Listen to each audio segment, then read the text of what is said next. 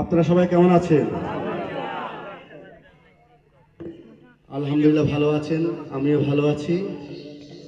তো যারা এখনো আমাদের স্টেজ থেকে অনেক দূরে, তাদেরকে আহ্বান জানাবো যে স্টেজে এসে বসার জন্য। ভাই, একজন আয়োজক যখন একটা আয়োজন করে তখন তার 3 দিন 3 রাত ঘুম হয় না। আপনারা আমার কথা বুঝেন? প্রথম দিন তার পরিকল্পনা, পরের দিন প্রোগ্রাম, পরের দিন দেনাপানা, ইঙ্গিতে বললাম আর কি। তো আয়োজন করছে আপনাদের জন্য, আপনারা আয়োজনটা আজকে আছে কালকে থাকবে না। যদি আপনারা না বসেন তো আয়োজন শুনবে কে?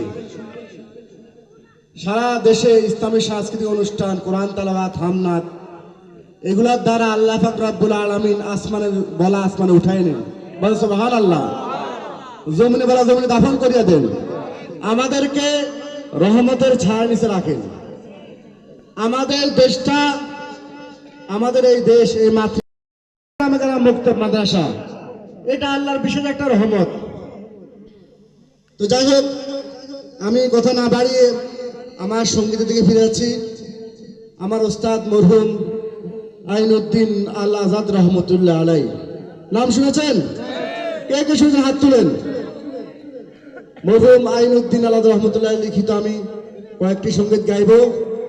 আসলে যুগে যুগে কিছু সৈনিক তৈরি হয়, যেটা কিংবদন্তি বলা হয়। যেমন কাজী নজরুল, বাংলাদেশে কি একজন না দুইজন? কাজী নজরুল একজনই। এই জন্য কেউ বলে যুগ জামানা পাল্টে দিতে চাই না অনেকজন, এক মানুষই আনতে পারে জাতির জাগরণ, ঠিক কিনা? তো আমরা সঙ্গীতে ফিরে যাই। এসব